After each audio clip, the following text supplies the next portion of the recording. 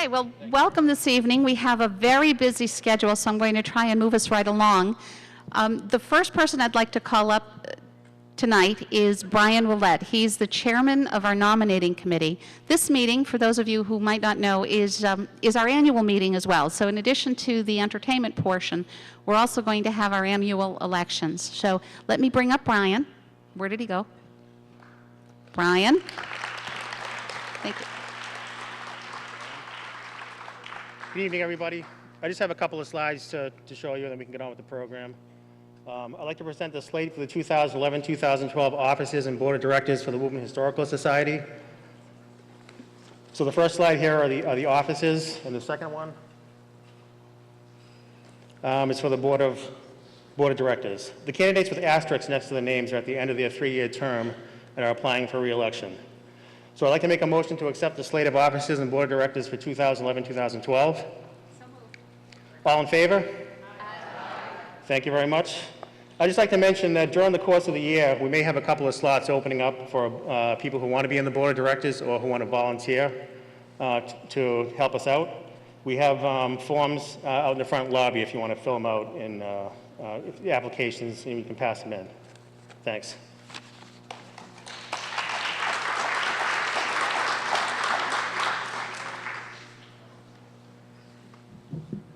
Okay, now here's something that is a bit of a surprise and that is not on the agenda for this evening. Is Kathy Lucero in the audience?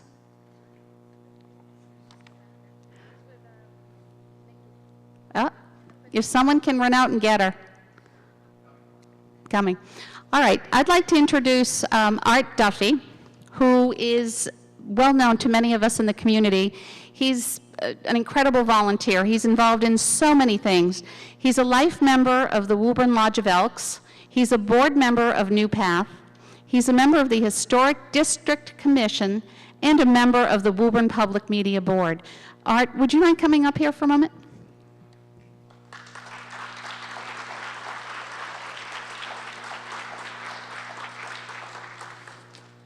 Thanks very much, Rosa. We have a very special award tonight, and the award is from the Woburn Lodge of Elks, as well as the National Grand Lodge of Elks.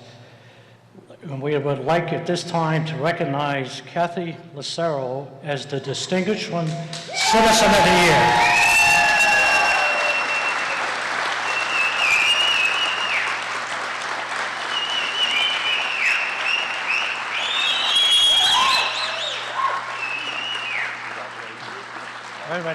Peter, I'm going to read the bio. Okay. Kathy Kelly was born in Woburn to Pauline and James Kelly in 1950, the oldest of 11 children. She graduated from St. Charles High School in 1968 and married Lucero in 1970.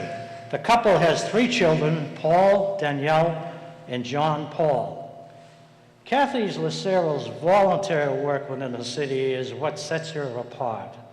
Along with being a co-founder of the Woburn Historical Society, she is also a founding member of the Woburn Historic District Commission and has worked to get the city's first historic district established. She volunteers weekly at the food pantry and also at the Council of Social Concerns. But her fondest passion is working as the chairperson of the Veterans Oral History Project. For many years, she has recorded the history of our servicemen from all the wars, preserving their expertise for future generations. She continues this work today. In recent months, she has spearheaded a campaign to replace the missing pre-World War II grave markers of servicemen interned at the Calvary Cemetery. And if that's not enough, she owns and operates her own printing business from a Woburn home, while taking care of 2 of her preschool-age grandchildren, Molly and Shay. She has remained an avid and competitive tennis player in her spare time and has recently been referred to in a local newspaper is a woman of unbridled energy. Please welcome Kathy Lucero.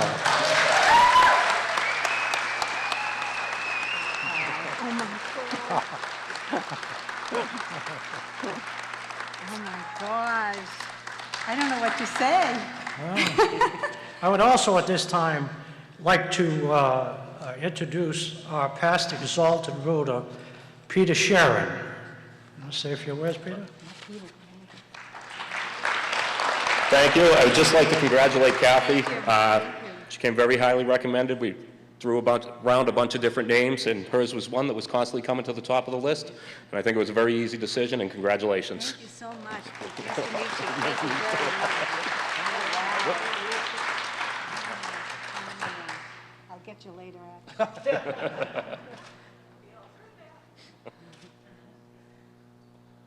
Wow. Thank you, Joe. Oh, sure. I don't know what to say. Thank you very much. Oh, goodness. Let's get on to Micky Ward. Thank you. Congratulations. Oh, my goodness. Thank you. Thank you. Micky, don't leave. Thank you.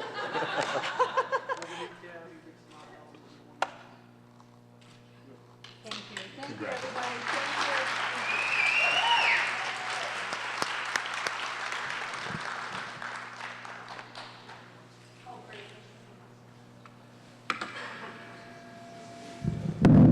Whoa.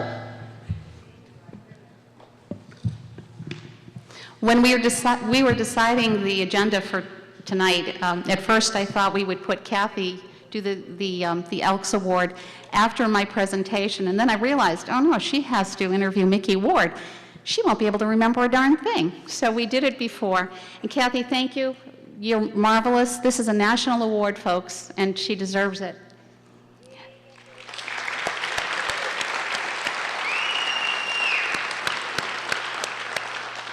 And my nickname for her is the Energizer Bunny. All right, well, what we're going to do tonight is just go through a very quick 5-year review. Kathy told me that, it's part of my duties to do the annual review at the annual meeting. And I said, oh, no problem. Then she said, oh, but, honey, don't forget, it's 5 years. When she calls me honey, I always know I'm in trouble.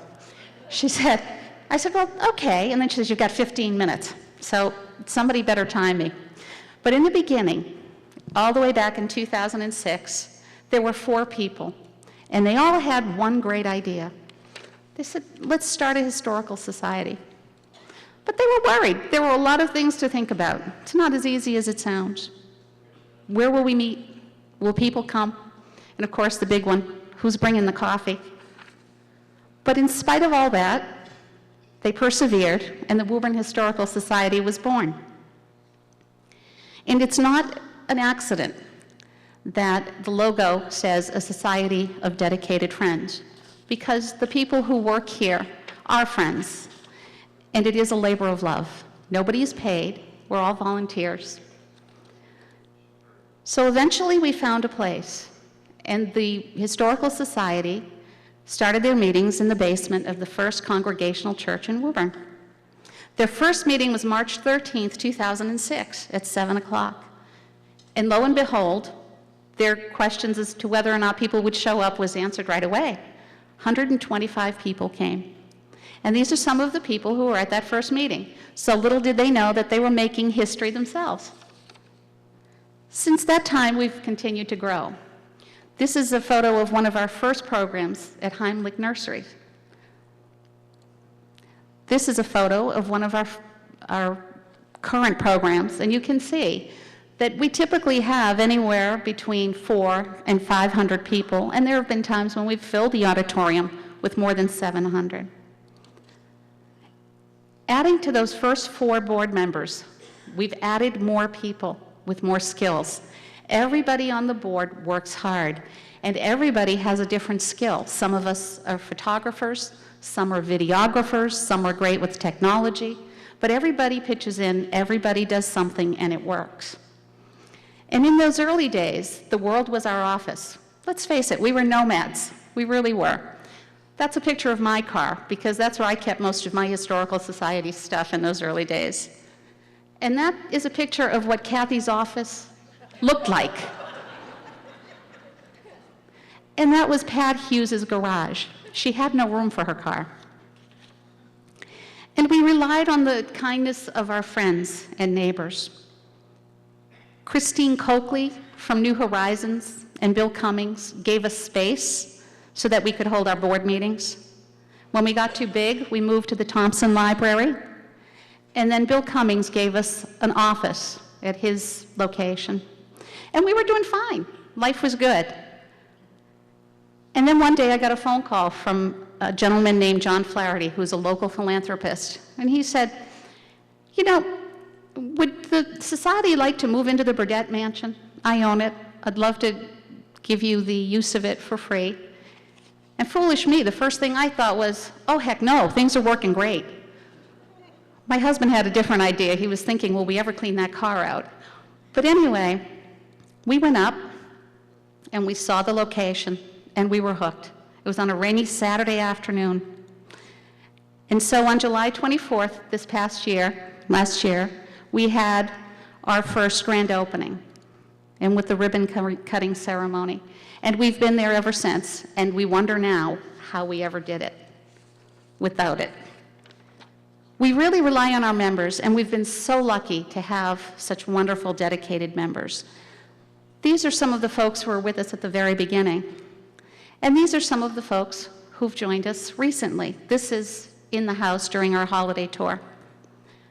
They all seem to be pretty happy. This is a photo of our housewarming. They're happy, happy people, and we're happy to have them.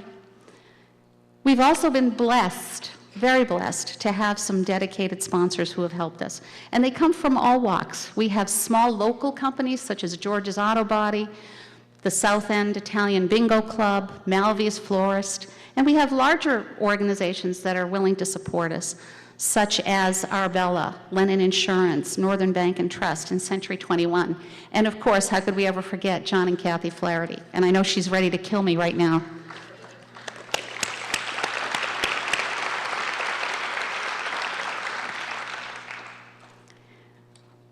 Our volunteers, what can we say about them? They're the lifeblood of the organization. They do a wide variety of things. Some of them dress up in period costumes and enact the lives of historical figures. Some of them come with a lot of dog hair. Some of them come with chicken feathers. And just to let you know, this gentleman is Jim Catania, and right after that, he found out that A, he's allergic to chicken, and B, when you're being covered in chicken feathers, you should keep your mouth closed. So here are more of our volunteers, and look at that. We're all smiling, and it's a wonderful thing. We urge you to join us. And we've even learned, we've learned new skills. Here are two gentlemen who have learned that they can decorate. Bet they never thought that. But what we do here, the reason for our being, are our programs. We have a number of various programs. I can't go through them all because we've done over 60 over the past 5 years. But we have a wonderful genealogy program. Connie Kenny started it, and you can see that notebook with her tiny, meticulous handwriting. And she is unfortunately ill, but Elsie Gustafson has taken over for her and is setting us up so that we have a system so when people come in, they can actually know what to do. Another popular program are our cemetery tours. We had 2 years at the first burial ground, and these graves represent some of the oldest in our city. We have Revolutionary era burials there. And then we moved over to Old Woodbrook Cemetery, which was the original Protestant burial ground in Woburn.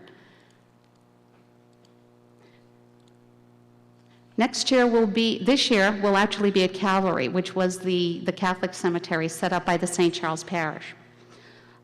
Another really fun day is the Pathway of the Patriots. We have a road in Woburn called Old Battle Road. That was the road taken by the Revolutionary Minutemen on the way to Lexington and Concord. Still has all the old original walls. And so we work with groups such as the Charlestown Militia, wouldn't want to be on the receiving end of this guy, like them.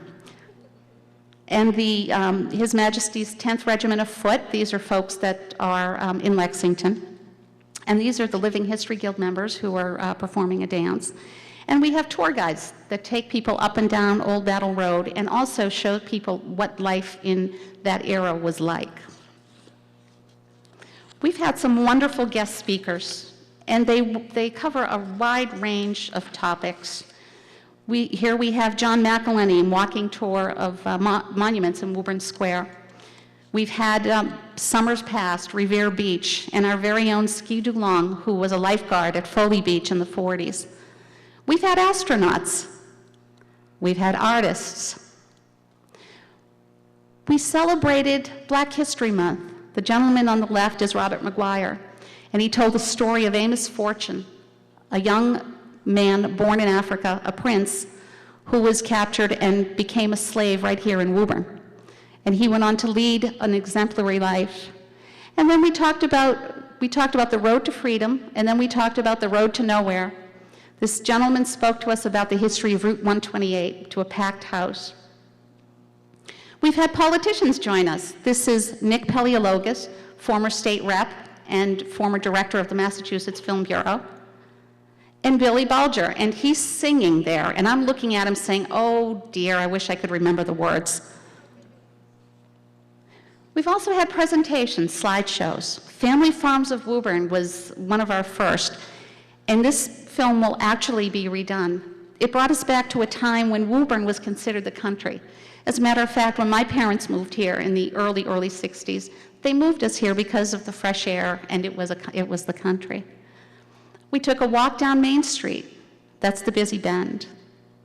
We talked about winters in Woburn, and John McElhenney, to another packed house, talked about the ice carving at Horn Pond and showed wonderful pictures of winters in downtown when trolley cars got stuck because there was no one there to plow them. And the old ski base over at Horn Pond Mountain. We also talked about the great disasters. And this is the Unitarian Church clock tower that fell down during the tornado of 1925. And then Sue Ellen Holland took us back to school in September. She also took us on a tour of Woburn's mansions and old homes, some of which are still here, and some of which are lost to us forever, but we were able to recapture that during her presentation. The history of Horn Pond, all the way back to when it was a haven and an oasis for the Native Americans, up to more modern times when Foley Beach was the place to go in Woburn in the summer. Sue Ellen Holland also told us about Woburn's crime and mysteries and shared a wonderful ghost story with us.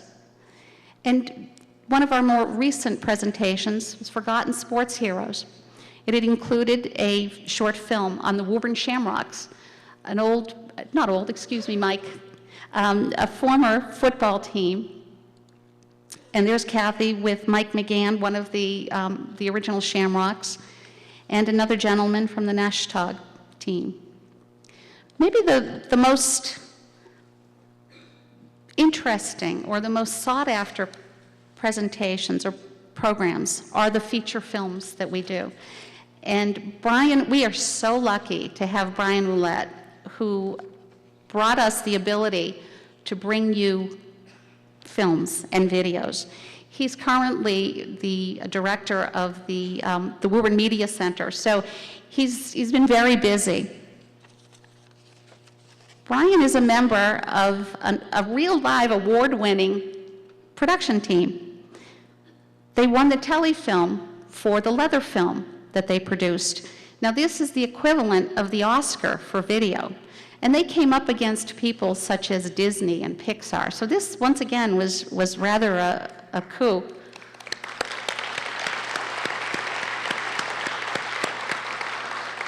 And there they are. So they've done some wonderful things. Woburn's a leather city. The history of the Woburn Police Department, and here are the retirees who were featured in the film, as well as the current police force. They also did a program on the Woburn firefighters. This one was also extremely touching. And there they are, our existing firefighters. For the anniversary, the 90th anniversary of World War I, Kathy, Brian, and John produced Woburn Over There. Now, since we don't have any living veterans from World War I, we decided to share some of the memorabilia. And if you look at that uniform there, that belonged to John McElhenney's grandfather, who served over in Europe. We've done films on Count Rumford, and this is one of my favorites, the 5 former mayors. These 5 gentlemen were together for the first time back in their old office, and their discussions spanned 50 years of Woburn's political history. It was amazing. And there they all are with the current mayor, Scott Galvin. Looks like Tom McLaughlin was a little beaten up by Kathy there with those crutches. Now, something that is very near and dear to Kathy's heart is the Veterans Oral History Project. This project attempts to capture the firsthand accounts of Woburn veterans, describing their experiences in the service and when they served in wars.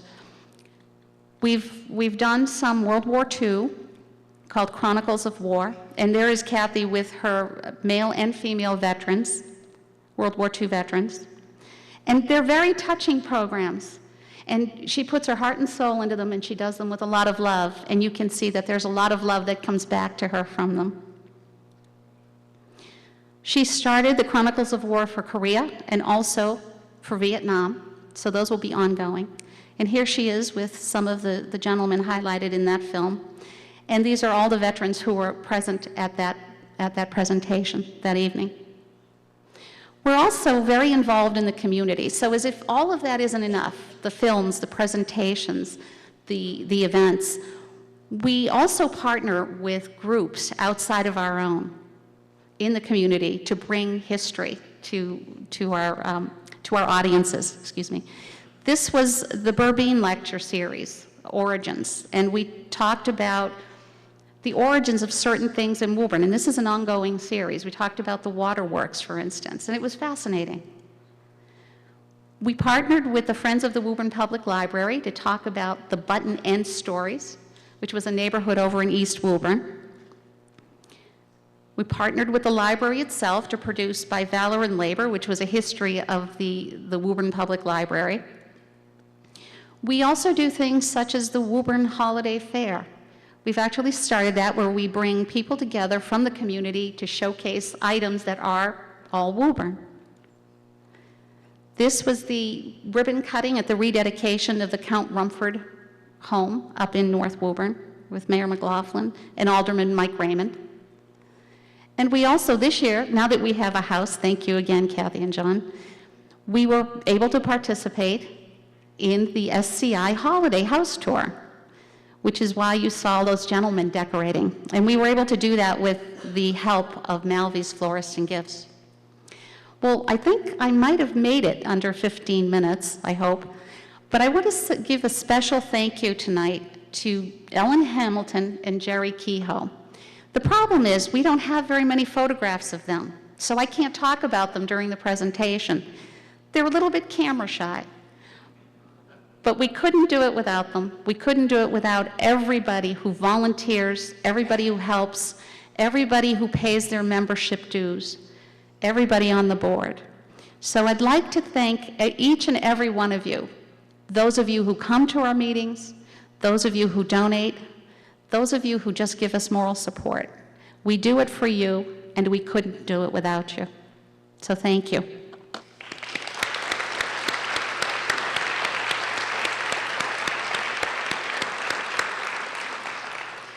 Now, I'd like to bring the new president of the society up to the podium.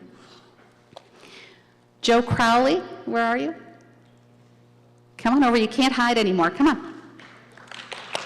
Joe is a school committee member, founding partner at Century 21 Crowley, and a wonderful guy. I think he's going to do a great job. I'm not going to give him any suggestions. When I first took office, the only thing I cared about was I wanted to make sure I didn't break anything. I don't think I broke anything. So Joe, I'm sure, I know, will do a wonderful job, and I'm looking forward to working with him in the coming year. Thank you.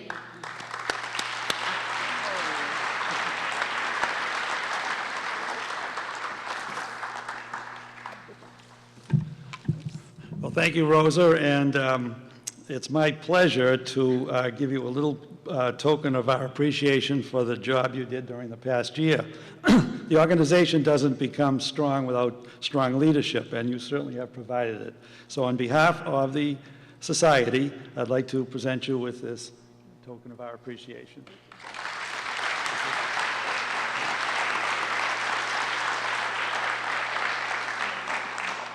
And what would be a presentation without flowers? Congratulations.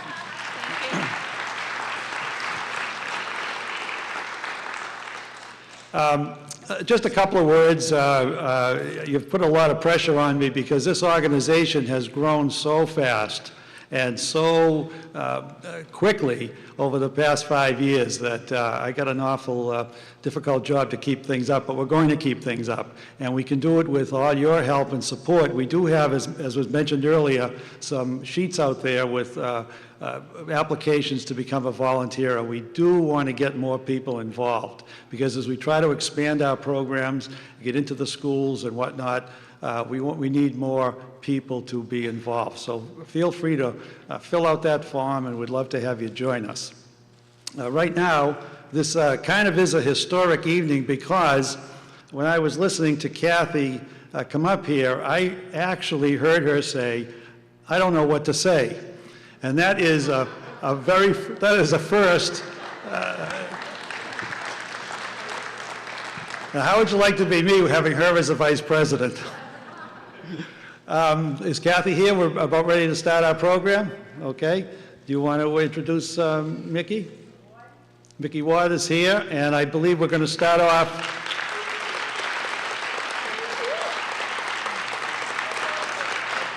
We're going to show a film clip first of one of his fights, one of his most famous fights with Enduro Gotti, and it's about 6-7 minutes long. And then Kathy and Micky, Kathy's going to interview Micky if he can get a word in edgewise. But let's show the film. Thank you.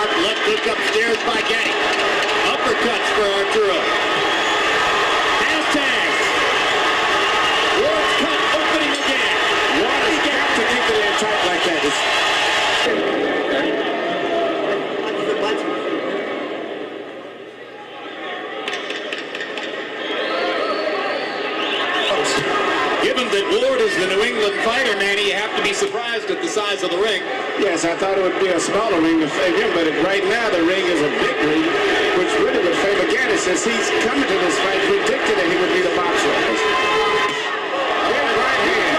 Good right hand. Good right hand. And Gaddy, good right hand. And he hurt him with that right hand too. Gaddy trying to clear his head, comes back with his own punches. Now the Warrior is going to come out of both of those guys. I don't think the boxing is going to be too much from this point on. I think Gaddy's going to have to fight Micky because Micky's putting too much pressure on him now.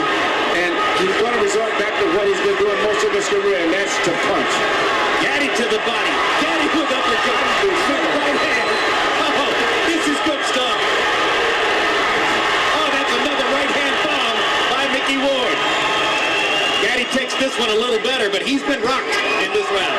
Oh, big left hook by Ward. Big left hook by Gaddy. About a minute and a half to go in the round now. Blood begins to flow from above Ward's right eye again. And look at the distance between the two fighters. This is becoming Micky Ward's fight. They're fighting in a phone booth, and that's the way he wants it. You know, you can take those white shorts off and put one pair of white and one pair of black on, and we can go all the way back to the 50s.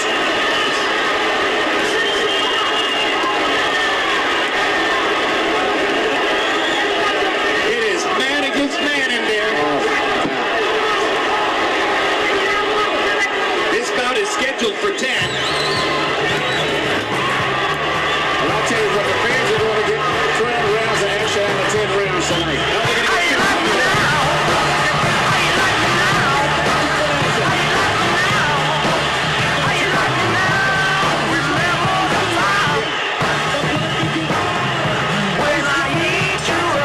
A tremendous rally by Micky Ward. Set it up. What a fight. We got to wait for that. Can keep fighting through this kind of action. Ward landed 42 out of 71 punches. We're not sure about Gaddy because he hasn't been in this kind of a war with as strong a fighter as Ward before. Body shot again. That's the body shot. It's the left hook to the body, Ward's money punch, and this knockdown counts.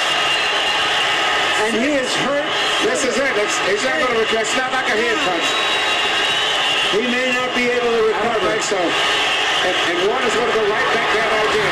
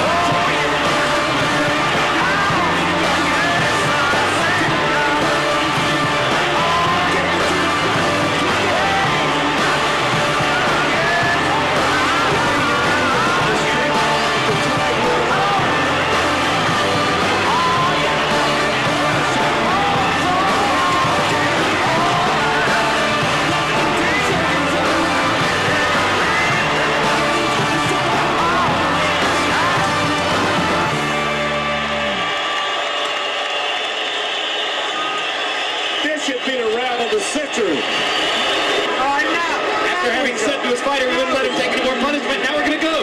Round 10. In round 9, they landed 110 punches between them. And they were all power shots. Harold, what's your scorecard? Okay, Jim, 85-84, Micky Ward. I think that he pulled ahead with that shot that knocked Lucero down. He certainly won the 8th round, so I got Micky Ward up by a point. But does Gaddy have a full 2 minutes left in the tank? I'm pretty sure Ward does. Ward looks hurt now, but he keeps coming. Ward has got it, but he's going to have to let it go because the clock is ticking. And at this point, Gaddy's winning the round, and this may be the crucial round of the fight. I think Gaddy's having trouble seeing out of both eyes now, Emmanuel. Yes. But he doesn't have trouble firing away. Hard body shot by Gaddy. Knocks Ward back. Ward is exhausted. Gaddy sees that and seems to have taken some Yes, and he's taking a hand from it. and he's winning his fight now.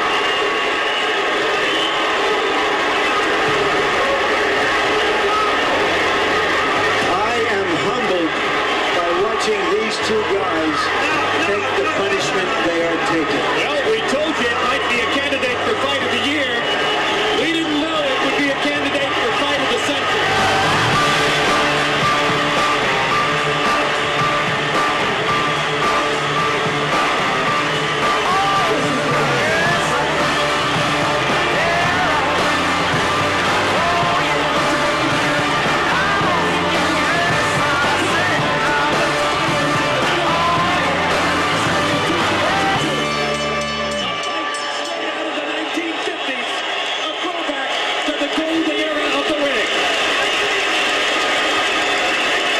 Ladies and gentlemen, we have a majority decision.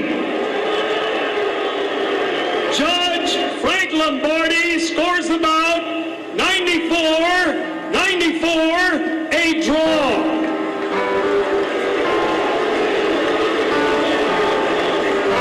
Judge Richard Flaherty scores it 94-93. Judge Steve Weisfeld sees it 95-93. All to the winner by majority decision.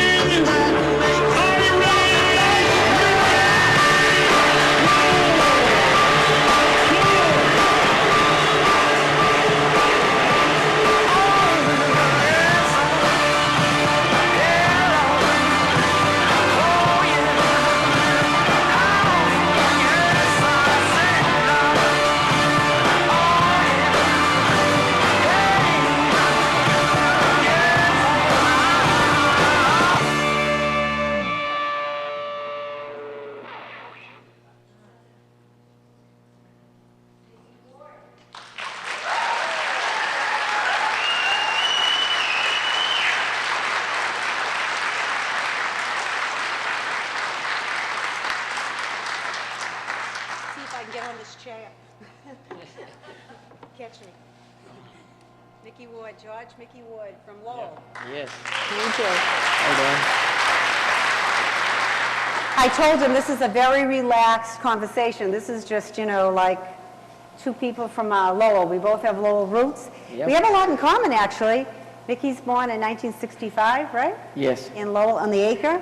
And my father's family, the O'Rourke's, are all from Lowell, from the Acre, different generation. It was when Lowell was the industrial leader of the world, really. Exactly. And Lowell has changed, hasn't it, Micky? It has changed a lot, but there's Lowell gets a bad rap. I think so. You know, it does have, like any other city, it has its, small city has its trouble. Right. And things like that, but it's really changed 110% from what it once was in the 70s and early 80s. Right. And, you know, you got the downtown area, it's all done over, all the old mill buildings are done into condos, and it's revitalized at 110%, so there's really a lot down here. You got the canal, the river walks now, and things like that, and they're cutting down a lot of the trees along the Merrimack, so you're able to see things. Right, And so boot mills, all that boot mills the boot area. mills, Yep. the cotton mills from All beautiful. the old, yeah, But exactly. it was tough So- when you were growing up. Yeah, it was crazy, but, I mean, that's just. That's what you knew. Yeah, exactly. I don't know the difference. So I thought everything was normal. Right. I saw the film last night for the first time, and the scenes of, you know, your brother and your sisters. I mean, we have another thing in common. He has 7 sisters, and I have 7 sisters. That's right. And I'm the oldest. But you have a sister that's also a Ward, correct? And then you have your mom married, Eklund. Yes. Mhm. So there's 2 different. But you were all raised together in the same Yes. household and everything? We were, yep. We were all, and it was nuts. Were your sisters seven that tough? sisters, forget it. Yeah, yeah. Were they that tough? They were worse than that. It's wonder I got any hair left. I know. And your brother. Your brother was a story unto himself. I think when I saw the film, I was taken back, because the way I walked away from it was about family, it was about Lowell, and then boxing was kind of thrown in, because you stayed, in all this craziness I noticed, I thought you stayed the way he portrayed you, Mark Wahlberg, is that you stayed so calm among all of this hell, actually, that was around you, whether it was Lowell or the family and the pulling and the tugging of, you know, your management and your training and all of that. Well, that's true. You know, people have their own minds, and I have my own mind, and I don't want to be like in that craziness. Even though there was craziness going around me, I knew what I wanted, and I knew what was right, what was wrong. And I didn't want to fall into that, and I knew if I could either go this way or that way, and I chose to go the right way. And, you know, nobody's perfect. I'm not perfect. I don't think anybody's perfect, but I know right from wrong. I didn't make the mistakes they made, or Dickie made for that matter. But, you know, it's tough, you know, that environment and being around it. But I always knew I wanted to be something different. I wanted to be better, and I just, whatever I did, I just gave it 110%, and it paid off, because by me not giving up when I was fighting, and not giving up in life for that matter, you know, I became what it became, and now who ever thought back in 1985 when I turned pro, or when I first started when I was 7, that you know, I'd be a champ, and then to be a movie made about me and my brother, and you know, but without me, there'd be no movie, without him, there'd be no movie. So it was about both of us. That's both right. of us. You both participated. And in whoever the knew, success. you know, whoever knew back then. Right. But I'm just glad it happened. Right. But you started boxing when you were 7. Yeah, 7. Yeah, young.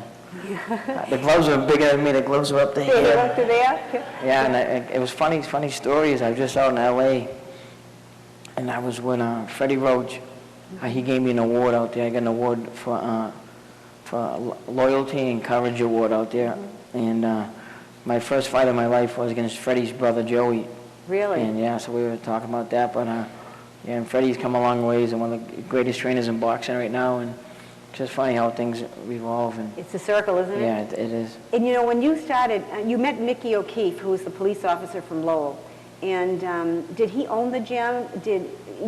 Was it the Boys Club of Bill Ricca that you were involved in that time? And that's where you first met him, and that's how he became he wasn't a professional trainer, correct? I mean, he was... Right. Mickey was an amateur trainer. Mickey had trained kids prior, like in I think the 70s and early 70s and things like that, late 60s, maybe early 70s, and I think he took a time off. He started me. Mickey started with me actually when Dickie went away, and Mickey seen me one day and he says, "Let's get back in the gym." And I wasn't doing the right things. I was doing some wrong things, and nothing that would get me in bad trouble. But I wasn't living the right way, and Mickey got me on track. He stuck with me, and he showed me what was right from wrong. And he was without Mickey O'Keefe get me back in that gym and really motivating me and showing me it was a better life.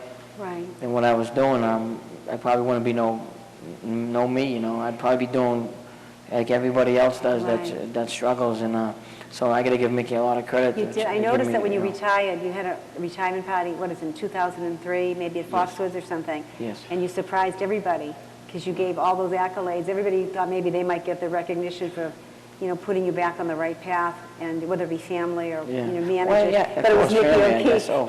Yeah. Everybody wants to say, I changed him. I did. Nobody. Mickey O'Keefe is the only person that I consider, outside of my brother Dickie, when he trained me the best. Nobody could train me like him. But Mickey, without Mickey, there'd be no Mickey. So he's the one that got me back, and he's the one that showed me there's a better way, and he straightened me out in a lot of ways. He did, because you did have some tough times with your brother. You always kind of stepped in. Was the movie that The Fighter, was that pretty true to form, do you think? It was very true to form. But the thing about it is, my wife never fought with my sisters like that, and they never come up with, like the Griswolds, everybody in the car, and they get out and they're up on the porch. That was the best part of the movie. Exactly. But there was no fist fights. There was a lot of verbal, and it's still to this day, there's no love lost, but... But you keep the distance, you keep them away. Yeah, for the most part. When there's beer around or anything like that, they don't go near each other. So. You're very honest. But yeah, Most well, I mean, reality. listen, the way I look at it is I am who I am. It is what it is. I'm not ashamed to say I've done this, I've done that. I just try to, get up and do the best I can do I just do the best I can possibly do for a day and be the best person I can possibly be and just show kids that there's a better way that, you Right. don't have to go this way and just, because I have Team Micky Ward Charities that I started actually in 2005, and we so far raised and given out $250,000 to the local community and things like that for handicapped children. It's just for underprivileged children? Or? No, it's not just for underprivileged, it's for families in need, but we have our board meeting twice a month, and we decide where charity's gonna go, where the money's gonna go, and we try to give it to that person or that. In Lowell? In Lowell and in the surrounding towns. Lawrence and then? Yeah. Now, was this something that you thought of yourself, Mickey, to give back to your community, or? Yeah, me and 4 friends, we formed, me, Rick Dupree, John Dakota, Mark Bastains, Jimmy Leary, city councilor, and Rick Dupree's brother. We started a Team Micky Ward back for a little raising money when I ran the Boston Marathon in 2004, and that's how it started. And we just 4 guys, and now it's grew into we got a golf tournament every year. We give a lot of money out, and we're 401k, so we're trying to do the best we can and give money out. Now we have a golf tournament every year, and we had a fight night to raise money, and so that's how we make our money. But we're just trying to help people out. Right. You work. You have another organization that I know you gave to kids with disabilities. Can Yes, you tell me about that? I was involved in that for a long time, or not for a long time, a few years. Kids in disability sports, but I just wanted to do my own. I wanted to kind of get away because at that particular time, there was all the money that was raised was going into a bank account, and it was to build, which was a beautiful suggestion, was to build a building for the handicapped kids, but it wasn't being used. It was sitting there. What I want to do is as soon as we get money, we give it right back out. It doesn't go into a bank. It goes into a bank maybe for a little, till it clears or whatever, and then boom, it goes back out into the community. So people get to see where their money's going, and they get to see people using it instead of just sitting in the thing waiting to build a building that may never be built. But isn't it great, though, that you can give back? I mean, whoever thought, like you said, you'd be at this point that you could give back at such a high level, too? Because what are the other involvements you have? You go to college campuses, talking about Lowell and how tough the Acre was. Anybody who doesn't know who the Acre is in Lowell, it's a tough area. And Lowell's very diverse, and, it has its problems with drugs and during that time period of the 70s and 80s and 90s that you're talking about.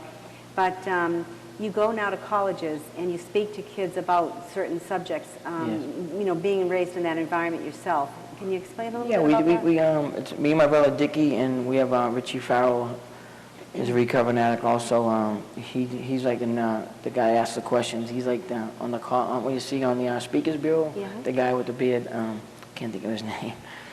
But we're sitting like you are, and he asks us the questions, and we talk to the college kids about about drugs and the struggles, family and this, and they show clips behind. And we've done 6 or 7 colleges so far, and we're actually, it's gone over great. The kids really accepted it well, and they really get into it because we try to have them open up and with the bullying and what drugs can do to you and things like that on campus and all that. And then we open up for Q&A after, and it's gone over great. And I'm actually leaving tomorrow morning to go to the University of Anchorage, Alaska to speak out there. You're being pulled in all kinds of directions, huh? Yeah, and and he wound moving at the Hoolan Historical Society. Who would have thunk? I know. Yeah. I wanted to ask a couple of things about the film and the way your mother was portrayed. She's a tough cookie. Oh, yeah. I mean, how did she, first of all, I know your brother Dickie, his dream was obviously to be a fighter, and he went in the ring with Sugar Ray Leonard, and in the movie it says, he knocked him out or he slipped or whatever. But the idea was he had a dream to win a title. And how did your mother get involved in boxing that she became his manager and then your manager? I mean, what experience did she have, or did she just take it upon herself? No, she really didn't have any at all. She got involved with Dickie when he first turned pro, but halfway probably through, she started managing him, she hung in there for a while because it's hard. Did you for learn on women the job kind of thing? Yeah, at his expense? basically because like, she was looking out for him, and you know, the way I looked at it is if you can't trust your mother, who can you trust? You know. Right. So in that sense, you know, she watched out for it, and she tried to sure get him did. the most she can get him instead of a guy that she didn't. You know, you don't know that. Right. There's a lot of back stuff that you don't course, see. yep. One hand's in this pocket and the other hand's in that pocket. So she didn't Absolutely. do that. And So he could trust her that way. yeah, but she really didn't manage me. I got a couple of managers, but she helped out. Right. You know, she's right now. Well, God bless her. She's not doing really well right now. She's in the hospital. Yeah, or she's in the rehab? hospital. She's in a Spalding rehab, and she's struggling right now. But she's a real tough lady, and having 9 kids and the craziness that happened. She's How a old tough is she lady. now, Mickey? She'll be 80 on August 2nd. August 2nd. Right. I'd like to talk, if I could, a little bit about your boxing match. The film clip that we showed today, for people who don't know, that was not a title fight, but that was the first fight in the trilogy with Toro Fondegatti. Right. And he was an Italian, born in Italy, raised in Montreal, correct? Yep, And he was a exactly. great fighter.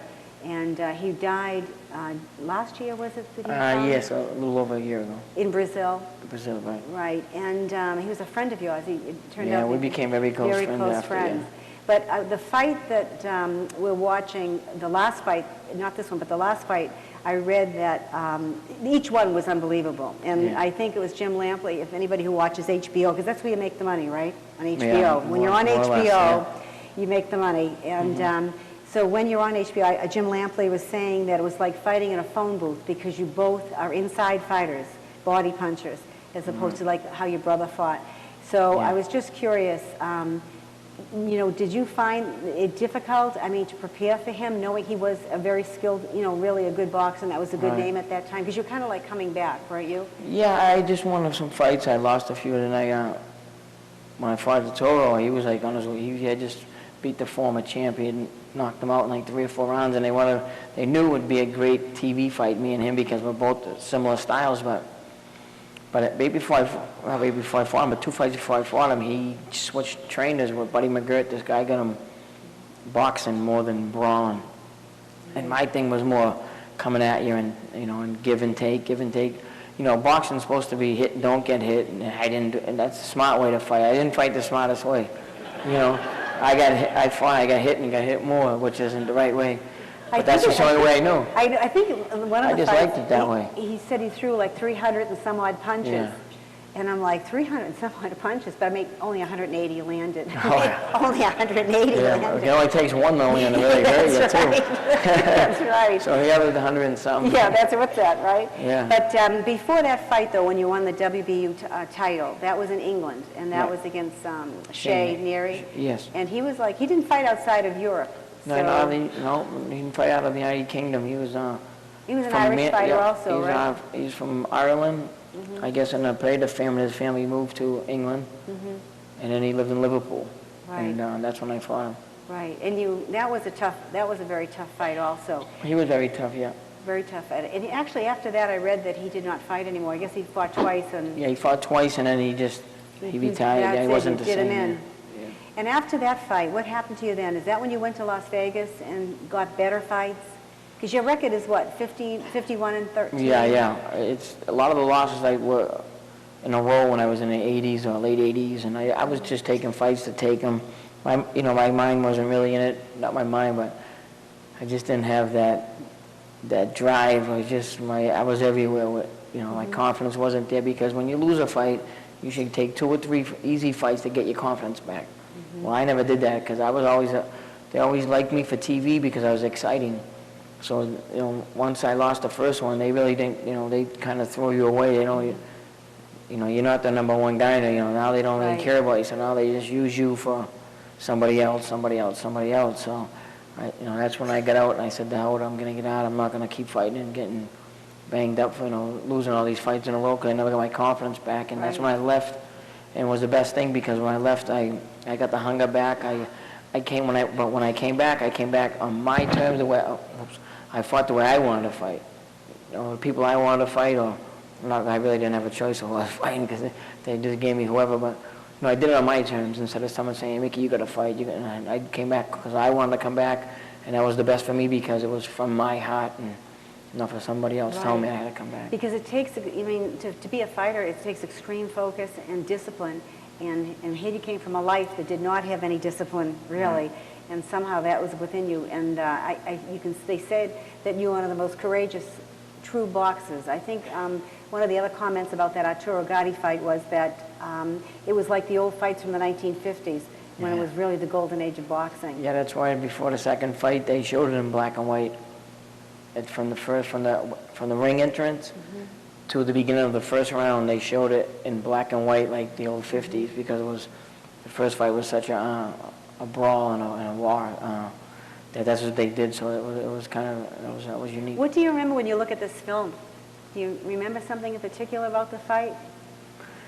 Yeah, that was very tough. You really don't realize what kind of fight you're in when you're fighting it because you're so involved in you know, the fight itself, so you don't really realize like how special it is until like after you look at it and you have people tell you how special it was. That's when I realized it was really special. When I watched it the next day and looked at it, and you know, then I knew like people calling me, telling me, and then write-ups and things, and you know, then I knew it was like something special. Well, was it Ring Magazine that said it was the fight of the century? They thought it'd be the fight of the decade, but it turned out to be like the fight of the century. Right, the round of the century, the fight of the decade, yeah. Was that the 9th or 10th round? It was the 9th round of the first fight, yes. Wow. And so you decided to go back and fight him again.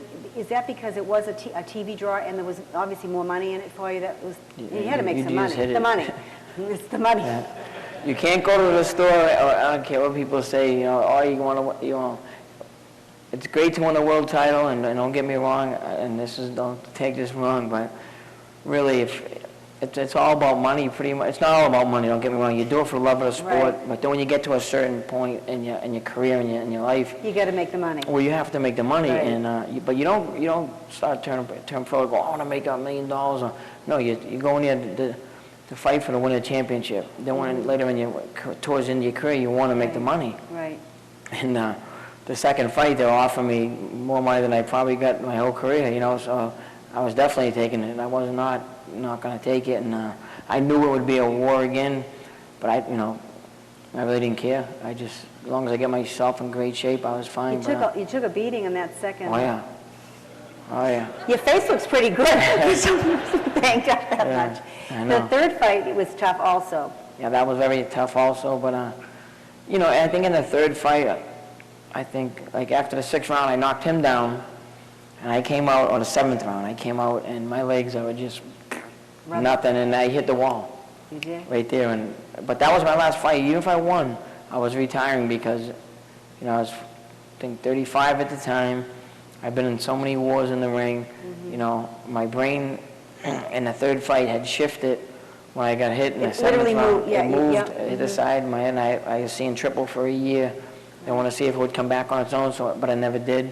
So I had to go in, cut the muscles in the eyes, and pull from the back. And yeah, so I would never fight again. I don't care if you give me $12 million. When you get hit like that, the brain, the skull, and the brain shifts in the skull, and that's what causes that triple and double vision that you had and everything. And a lot of times it will come back on its own. The muscle will grow, get strengthened up, and come, but it never did in my case. And I wouldn't fight for $50 million because, in 10, 15 years, who knows? I'm fine right now, but, Do you worry about dementia? No. No? Not really. I just try to not think about it, and I know it could happen, but, if you keep yourself healthy and you stay in shape, I think I'll be all right, and I try to work out as much as I can. I love running. In good shape. Yeah, so, like I say, what can I do? I can't change it now, so I'm not going to worry about it because I'm really going batty, Literally. Now, the thing is that I didn't know you were a prison guard at Bill Rucker. Yeah. Did you have relatives there when you were the prison guard? Oh, no. Yes, I did. I had a cousin in there. But and other family members were there, but not the same time I was there, but luckily. I'm like hearing cops and robbers. I'm the cop and they're the robbers. That's right. Yeah, you didn't do that for too long, though.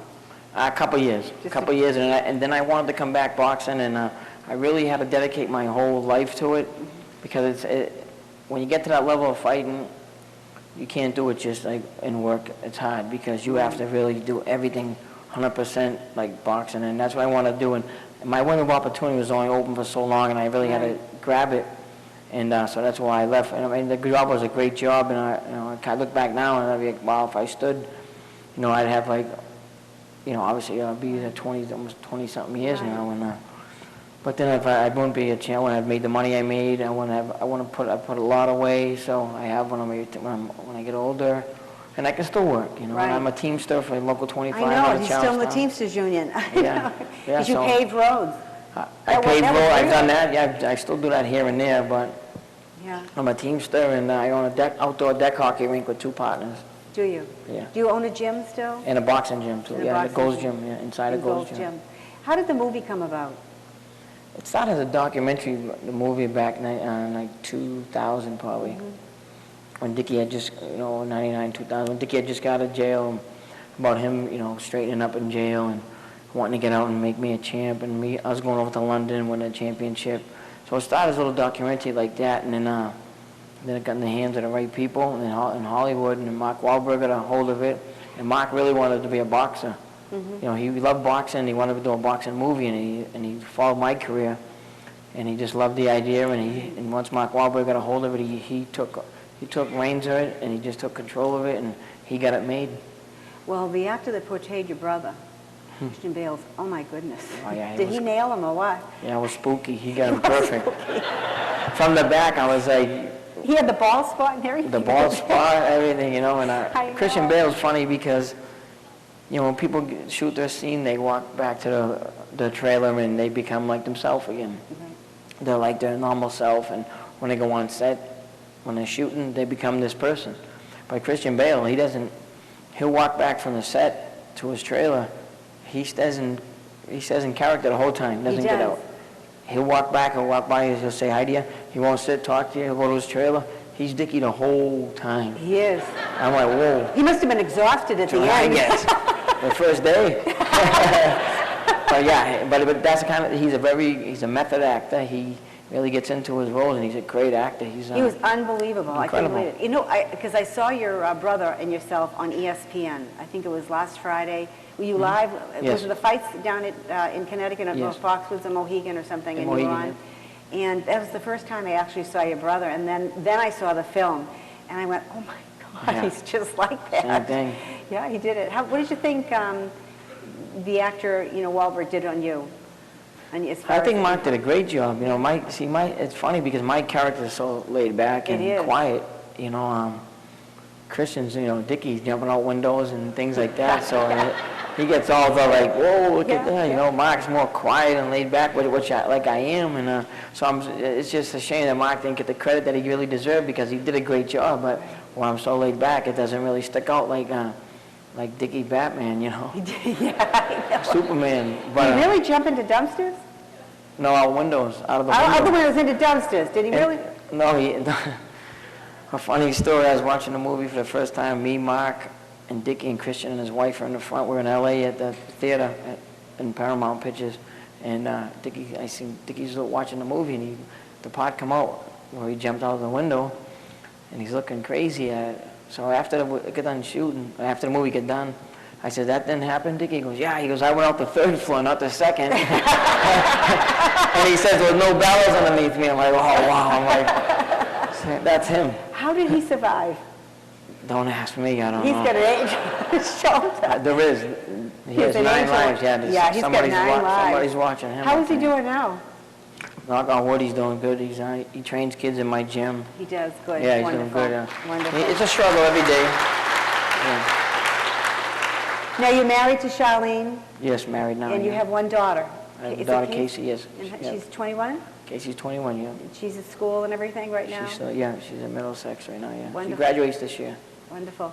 I just wanted to ask on a note, I read that the Marine Semper Fi gave you a Ted Williams honor, and it's quite prestigious. Yeah, I'm the first non-Marine to ever get the Anchor Award, Ted Williams Anchor Award, and I got that, I believe, 2 or 3 years ago.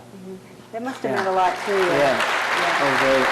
That's for courage Yeah, for courage, yes. It's for courage and commitment and strength Yep. as a man. That's quite an honor. Yeah, that was a great honor, and I cherish that with all my heart. Yes, you should. Thank you. I read that, and I thought that was a real special award. Yeah, 'cause I'm a honorary Marine. A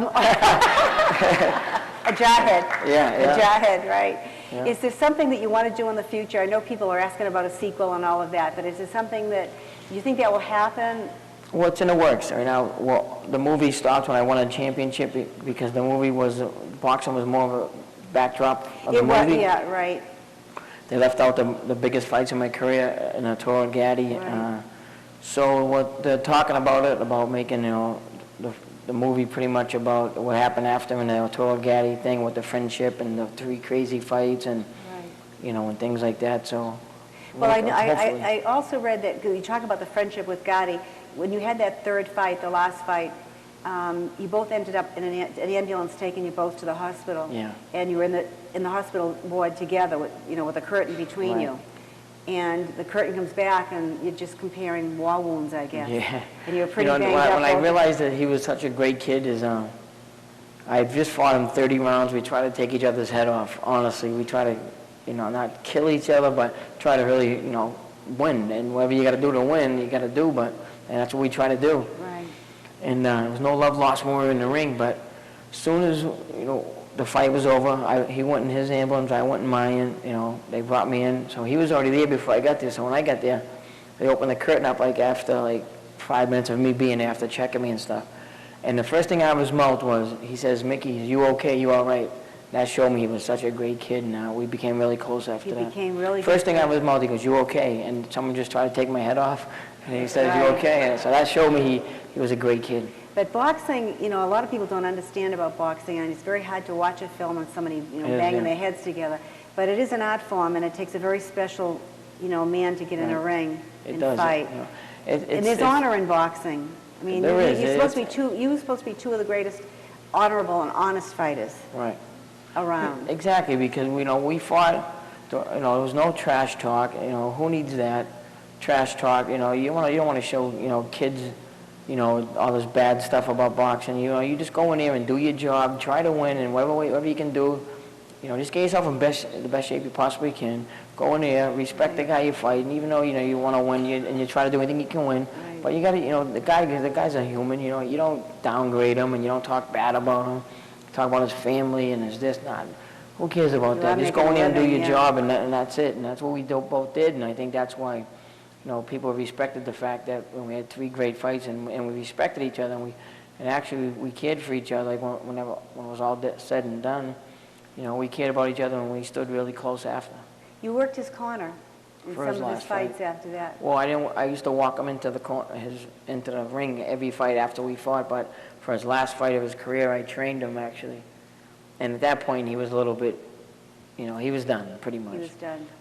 So I had to go there and train. I went down to Pompano Beach, Florida, and trained him for 2 months. And here I am training with him. I'm all done fighting. I shouldn't have to get up in the morning and run with him.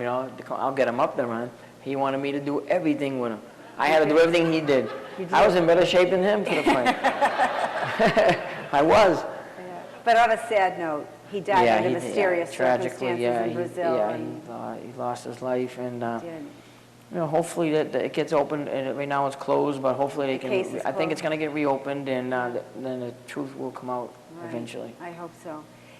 Is there anything that I didn't ask that you'd like me to ask or say to everybody? No, I'm fine, but just thanks everybody for coming, and I think this is great. Thank you for coming. Thank this you. is a great for the officer that lost his life, and tragic. Yeah. Mickey signed. Terrible, Mickey thing. signed some boxing gloves and a poster and a few other items for Sergeant Jack McGuire. They're going to have a fundraiser for his scholarship fund June 6th, and he was kind enough to sign pieces so that we could auction it off. Mickey's going to answer a few questions if you'd like to come up to the microphone, and then he's going to, if you have a poster or something you'd like signed, he's kind enough to stick around because we want to get him out of here because he does have to take off for Alaska tomorrow. Okay, it's a long way from moving. Yeah. So anybody have any questions they'd like to ask him? Don't be shy.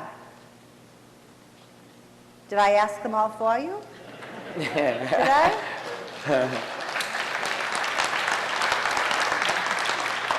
Are you sure there's nothing? A brave soul is coming down. Sure.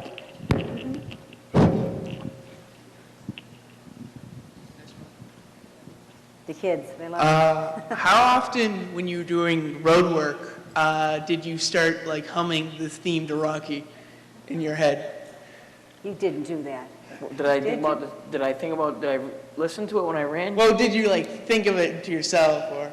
No, I was too tired to think of it. No, I'm only kidding. No, I used to like listening to it when I ran, but I didn't really think about it, but no, I just sometimes I just run and just days off and run. You know, music helped though. Music helped, but no, I didn't listen to Rocky too much. The Dropkick Murphys didn't do it either? Well, the Dropkicks, really, I listened to after. But I would have listened to them. But I'm like a 50s music guy. I'm only 45, but I love the 50s and the 60s. It's great music, that's right, that's right, that's right. 70s. Yeah. Do you still hang out at Lowell and everything up at Lowell? I don't hang out no more. I'm behave home, I'm yourself? away. Yeah, I don't really drink no more either, so. Did you suffer from I'm anything home. yourself? Did you personally suffer from anything like that you had to struggle with, liquor or? No, I don't know. Like I said, I got a strong mind. If I don't want to drink, I haven't drank now. I don't really drink much no more at all. And but if I have a beer every here and there, that's it. No, I'm not going to get caught up in that. It's all in your mind. If you don't want to do it, you don't do it. No one can force you to do anything. That's right. You make your own choices. People have to remember that, don't they? Yeah. That's right. I asked you earlier, do you have something else in the future that you plan other than maybe the sequel to the movie? I mean, you're working now and you have a business, but is there some other projects that you're working on that I missed maybe mentioning? No, just my charity, work with the charities, Right. Teamster, and that right now it's about it, and maybe the sequel, and you know, I really don't look down the line too far. I'm just one day at a pretty time. much, yeah, exactly. One day at a time. Is You there any gotta- other questions? Hello. I- I'm sorry. No, I just want to say, me and my buddies are huge fans. Me and my buddy actually trained at the West End Gym. And I wanted to ask, we're huge boxing fans, and we feel like the popularity of the sport's kind of waning. And as a former fighter, what do you think the sport needs to do to kind of get back to the forefront in the United States? Because I know it's popular in Latin America and other places. And we also wanted to ask you, do you think the Pacquiao-Mayweather fight will ever get made? Right. Well, the funny thing is boxing needs a big fight, like the Mayweather-Pacquiao, to bring people back over to boxing, because boxing's kind of lost some of. Boxing's never going to go away totally. Boxing's the oldest sport I think there is, so boxing's never going to go away totally. But there has taken a lot of the younger kids over to MMA and things. So boxing needs a big fight like a Pacquiao-Mayweather. They need competitive big fights instead of this guy ducking this guy and a blood test. Like, I think Mayweather wants Pacquiao to get a special kind of Olympic-style blood test. Come on. For $25 million, you can take this finger and that one, I'll still fight. I don't care. You know what I mean? Really. $25 million and he's worried about a blood test? I don't know. So but boxing needs a big fight like that, and it needs bigger fights. The best fight the best. It ain't like that now. Like, Ali fought Frazier, and Foreman fought Ali, and the best fought the best back in the 70s, That's what they got to do now. Let the best fight the best, and I think that will bring people back to boxing. Is there another question? Yeah, Mick, could you put in a plug for the Golden Gloves up in Lowell, the annual tournament? The Gloves is a great tournament. The Golden Gloves, it's been there, I don't know, from the 40s, I believe. I'm not sure, but... 63.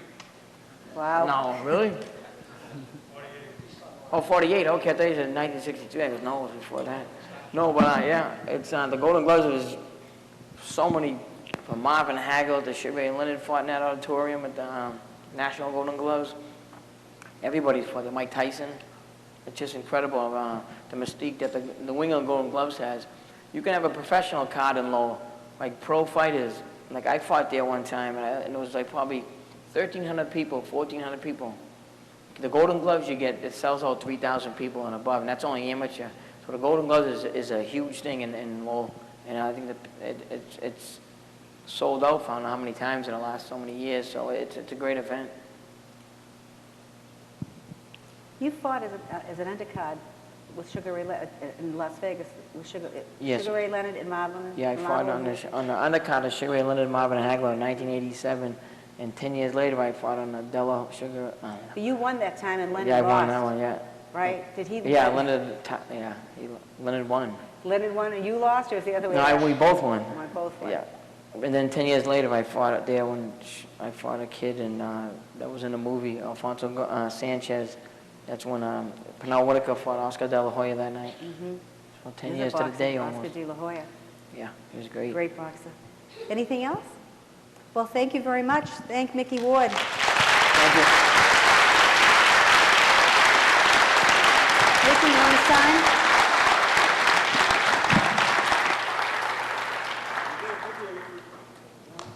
You gave Mickey a hand. How about Leslie Stahl here?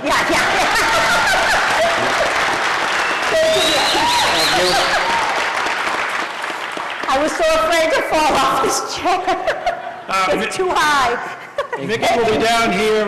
If you'd like to get an autograph, just come on down. He'll be glad to do it for you. Also, what would a celebration be without a cake? We're going to cut our 5th anniversary cake up in the lobby in a few minutes. Thank you all for coming. Our next program is in May, Film on the Farm, Woburn Farms. Thank you. Good job, Mickey. My mother of 11.